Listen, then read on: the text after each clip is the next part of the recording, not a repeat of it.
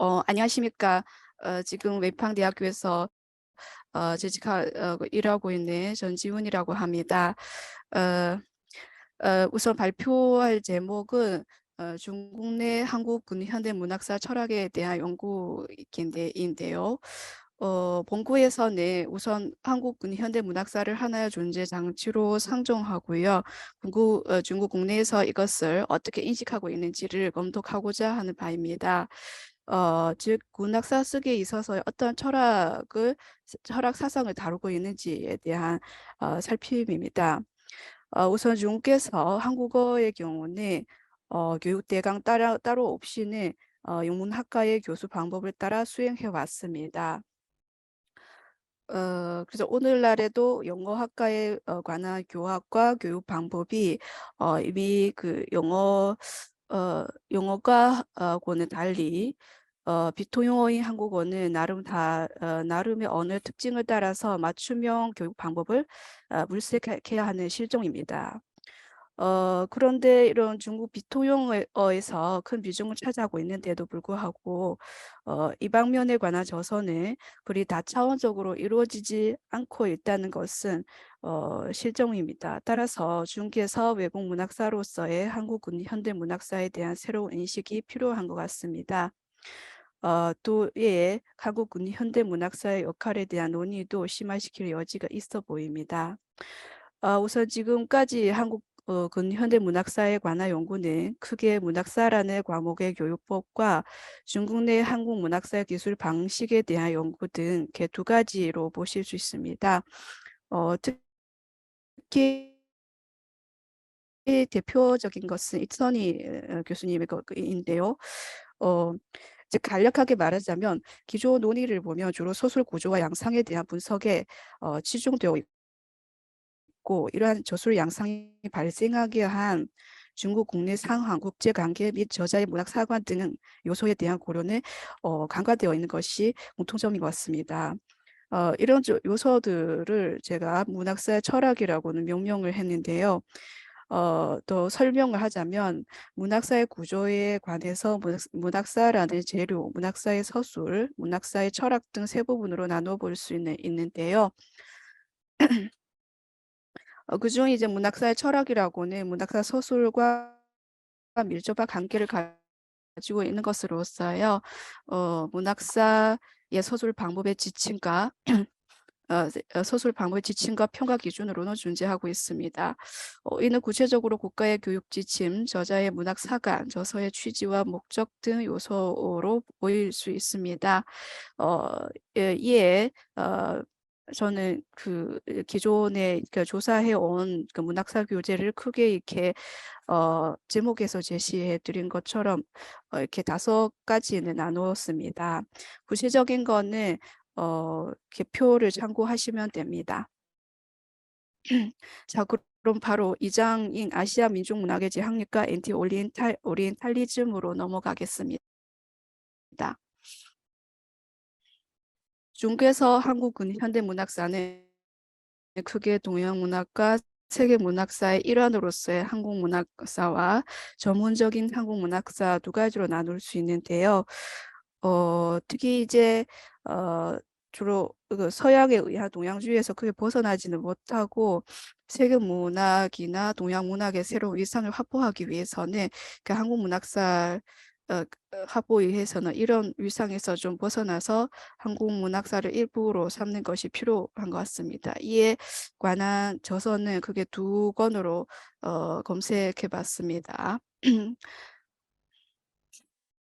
우선 주의지가 주편한 외국 문학사 아시아 아프리카권의 아시아 문학과 번역 등 영역에서 변화를 감지하고 그의 재판에서는 제4편 부분에서는 특히 이제 당대 부분에서 한국 그 문학을 넣었는데요.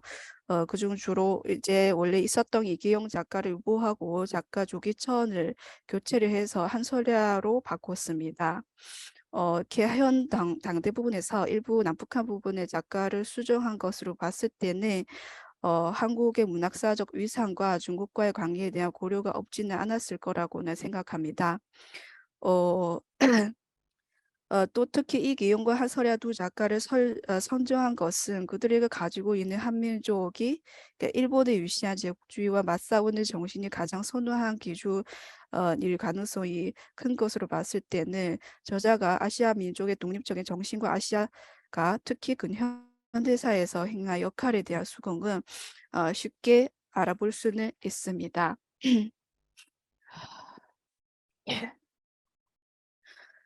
자, 그 다음으로 넘어가시면은 또 그 아시아 문학사가 세계 문학사 속에 이토록 중요한 위상을 차지하고 있는데도 불구하고 아직은 중국 세계 문학사 교재에서 이를 소홀시하고 있는 그런 단점이 보입니다. 이는 당시 중국에서 세계를 바라보는 시선과 연관이 있었겠지만 아직 세계 문학사를 제대로 반영하려면 개진할 여지가 있어 보입니다. 또 김병민 등에 의해서 편찬된 조선 한국 당대 문학사는 개설림이 주편한 동방문화 집성 이라는 시리즈 저서 중에도 한 권으로 나와 있습니다. 이 시리즈는 처음으로 이제 중께서 유럽 문화를 대폭 모방하는 길에 뛰어드는 제가 자국 내에서 타국화를 시키는 이런 문제를 경계하기 위해서 이 특집을 낸 것으로 봅니다. 어, 그런 의미에서 조선 한국 당대 문학사는 충분히 동양 문학의 일환으로 볼 수 있고요. 동양 민족 문학의 위상을 세우는데 한 몫을 기여했다고는 볼 수 있습니다. 또 이렇게 조선 한국 당대 문학사는 한민족의 문화 발전을 기여하자는 목적으로 집필되었는데요. 집필지는 남북한이 비록 분단에 돼 있었으나 한민족의 문학으로 한 군데로 묶을 필요가 있다고 주장하였기 때문에 한민족의 문화 발전을 기여하자는 목적으로 문학사 서술 방식을 결정한 것으로 보이면 됩니다. 그 다음에 이제 3장으로 넘어가시고요. 중국 고대에서 문학사라는 개념은 따로 없었고 문학성보다는 역사의식과 실증주의로 에 의해서 된 편연체류가 주로였습니다. 일종의 사료였습니다. 또 도양에서 근대 들어온 후 문학사라는 존재가 출현했고 문학사라는 개념이 태생적으로 내션 스테이트라는 관점 밑바탕으로 발족을 했고요. 이러한 문학사 쓰기는 본국의 민족 정신을 구축하는 데만 적용하지는 않고 외국 문학사 쓰기에도 마찬가지였습니다. 특히 한국 문학사는 중국인에게 엄연히 외국 문학사며 외국 문학사를 쓸 때 중국 사람의 입장에서 바라보는 한국 문학사, 즉 한민족 정신적인 모습이 드러납니다. 이 점은 중국에서 이제 한국 문학을 연구하는 월급이신 위욱승 교수님의 이 책 서문에서는 확인할 수 있습니다. 이에 관련된 저서는 그게 5종으로 검색에 나왔는데요.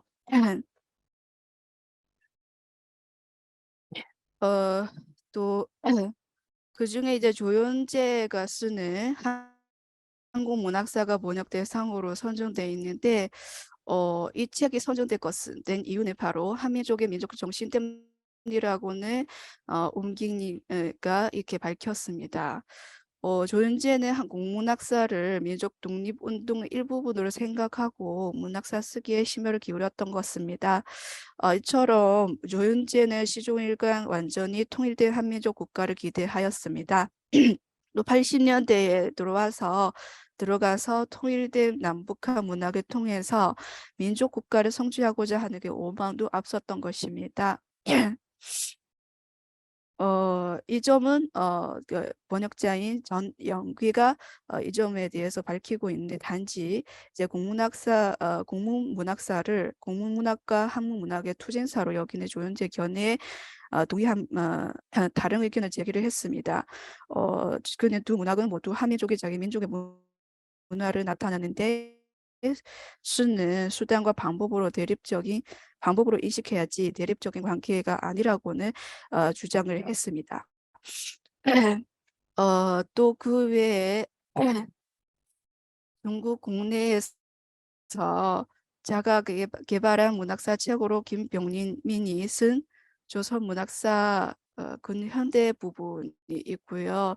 최근에 이제 2021년도에 한자로도 나온 주한 현대 문학사가 있습니다. 이 두 책 내용을 대비를 해보니까 또 같은 것으로 나와서 같은 책으로 하기로 했습니다. 어, 조선 문학사에서 드러내고자 하는 민족 정신은 이제 그저 대대로 내려온 한민족의 독립적인 정신이 아니라 전통을 이으면서도 세계화의 물결을 타서 소통을 지향하는 열린 민족 문학이라고는 김병민이 이 책에서 이렇게 밝히고 있습니다. 또 그다음으로는 이제 하진아가 쓴 조선 현대문학사 2008년도의 거를 보시게면 이 책은 45년까지의 문학을 다룬 후 67년대까지 해당되는 북한 현대문학을 다루는데요.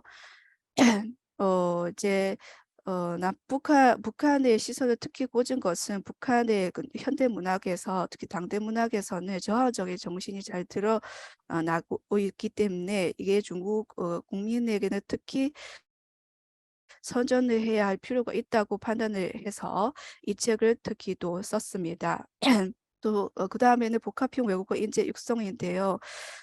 이에 관한 책은 주로 이제 8권으로 나왔는데 이 부분부터는 중국 고등학교 대학교에서 시행하는 교육 대강과도 관련이 되는 부분인데 이들 교재를 관통하는 하나의 특징은 문학 교육을 위한 문학사의 서술 구조 설정과 학습자의 편의성에 대한 고려였습니다.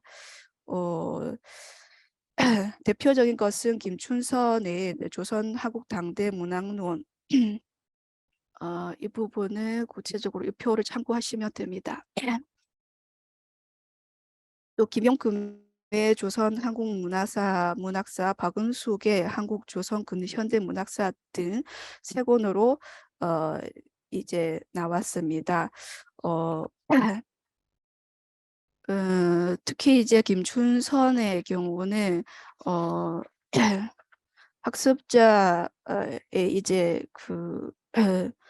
공부상의 편의를 위해서 PPT라는 형식으로 이제 문학사를 서술식이 아닌 공강화시키는 그런 방법을 채택해서 인재 육성에 대단히 이제 공들였던 것 같습니다. 이어서 5장에서는 중국이 학습자의 문학 함양 신장시키기입니다. 이와 관련된 책은 5종으로 나왔는데요. 특히 이제 남조선 문학계관은 지필진이 분단 직후인 50년대부터 80년대까지 남한의 문화 상황, 문학 유파, 문학 사조, 작가 작품 등에 대해 조사를 했는데 최초의 남북한을 다루는 책으로는 볼 수 있습니다. 단지 이제 중간에 어떤 지필진의 어떤 그 체계성의 취약함을 드러내고 있어서 이 책의 허점으로는 볼 수 있습니다. 나머지 부분은 주로 이제 표에서 제시해드린 이 책들의 목록하고 취지 등을 참고하시면 될 것 같습니다. 이제 마지막으로 6장에서는 6장은 결론 부분이기도 한데 주로 지금 중국에서 보이고 있는 추세에 대한 언급인데요. 문화 자신감의 강화를 도모한 세계 문학사입니다.